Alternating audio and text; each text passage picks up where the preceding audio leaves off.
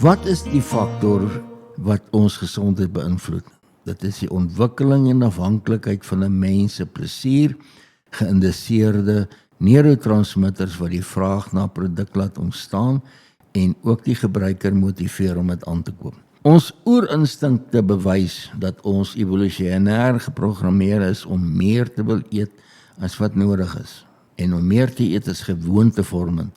En gewoontevormend word afhanklikheid en afhanklikheid resulteer in verslawing. En hierdie verslawing ongelukkig het inflammatoriese gevolge vir die hele liggaam, omdat hierdie onnatuurlike produkte in die darmkanaal kom wat nie deur die immuunstelsel afgebreek kan word wanneer daar inflammasie ontstaan nie. Hierdie produkte het 'n doel om neurotransmitters soos dopamien en oksitosien in die brein vry te stel. En hierdie neurotransmitters gee die kortstondige gevoel van ontspanning, plesier en genot vir die liggaam.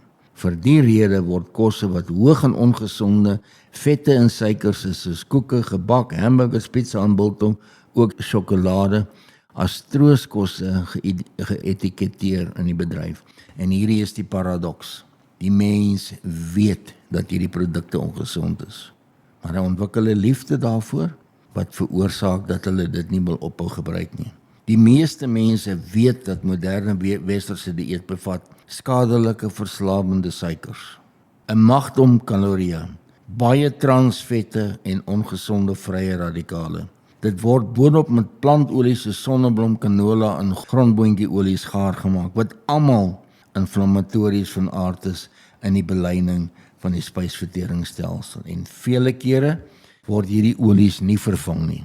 Word lank verby hulle leeftyd hergebruik, wetende dat dit al oorverhit is en tegnies giftig. 'n Konsentraat van skadelike vrye radikale is wat in hierdie kosse geplaas word wat gaar gemaak word. Moderne kosse het weglaatbare hoeveelhede vitamiene, minerale en veselinhoud. Kosse wat in saadolies gaar gemaak word, smaak beter as gestoofde of ander kosse. Wat ons weet nie meer hoe om kosse kreatief met botter en ander verwante produkte te braai en gaar te maak nie. Die aanslag wat bemarkers van margarien, wat maar net 1 of 2 molekules weg is van plastiek, gebruik het en teen botter gevoer het, is nou nog gevestig in die siege van vele van die verbruikers, om dit as veilig en gesond te sien met die harttekeningkie wat daar op die ouer voorkom. Dit is so dat almal nie die kostes van botter en olyfolie kan bekostig as gebak en as geurmiddels om kos gaar te maak nie. Dit is een rede waarom mense ongesonde olies verkies om kos daarin gaar te maak. Hulle maak selfs spek en eiers daarin gaar wat ryk is aan vette.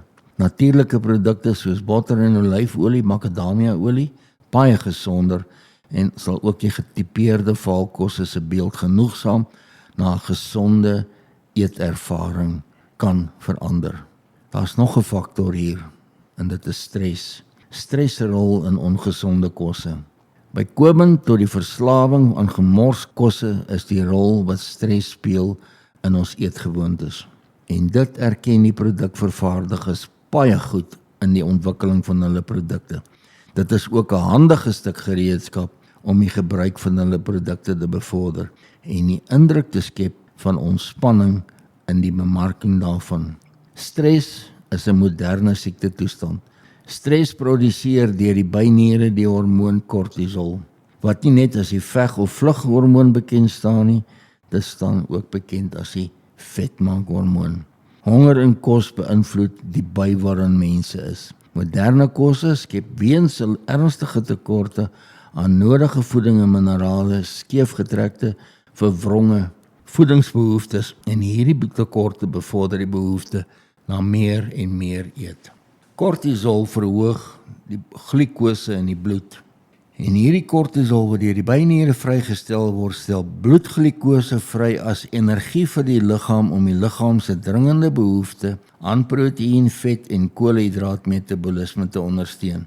En hierdie skielike behoefte is die probleem. Hierdie skielike behoefte aan energie is 'n metabooliese proses en dit verhoog hongerpyne, die maklike beskikbaarheid van ongesonde kosse word in die vinnige en maklike oplossings gevind.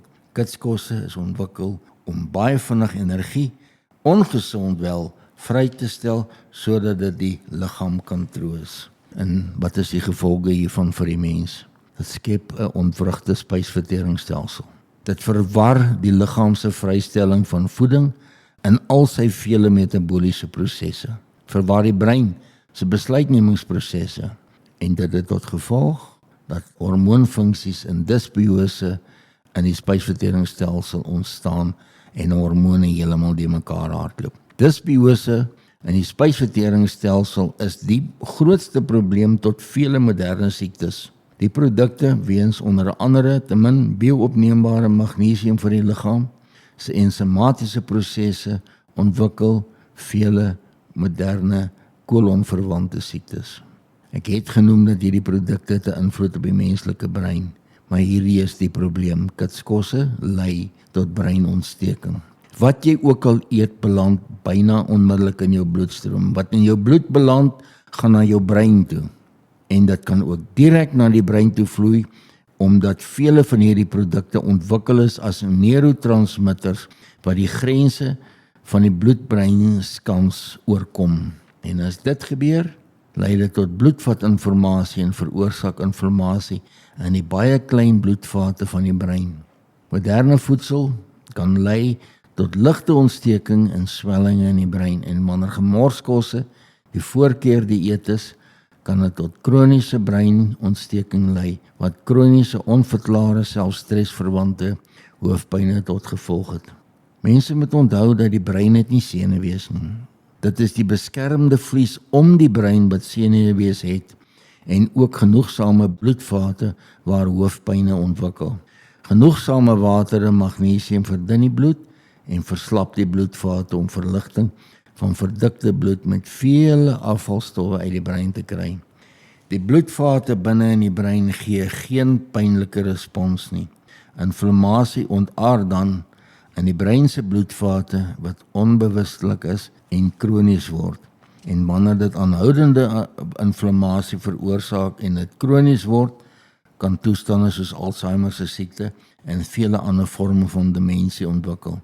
'n Onvermoë van bloedselle en bloedvate om bloed en suurstof, voeding, cholesterol, hormone, nuwe selle, breinselle en ander belangrike komponente wat in bloed voorkom op te neem en aan die brein te voer, vertraag die brein se normale werkinge en uiteindelik die brein se instandhoudingsfunksies. Sou die brein die onvermoë ontwikkel om afvalstowwe en vrye radikale uit die bloedvate te verwyder, word dit 'n uiters gevaarlike toestand. Dit vorm inflammasie in die vate waar afval nie verwyder word nie. En natuurlik inflammasie in die brein het die volgende moontlike gevolge: breinmis, konsentrasieprobleme, swak geheue, onverklaarbare humeur en buierigheid, angs, depressie. Daar is 'n proses met die naam van neurogenese waarvan mense moet kennis dra. Soos die liggaam wil die brein hom graag self herstel. Daarom vind die vorming van nuwe neurone voortdurend in die brein plaas. Produkte wat inflammasie veroorsaak, vertraag die proses van neurogenese. Ook neuroplastisiteit in die brein wat meebring dat inflammasie 'n persoon se breinreseptore ontwrig om sy normale gewone funksies en besluite te neem. So waarom is hierdie neurogenese belangrik? In die hippocampus van die brein moet nuwe neurone wat gevorm word, leer, geheuevorming en kognitiewe funksies van die brein aktief ondersteun om enige agteruitgang van breinfunksies te voorkom.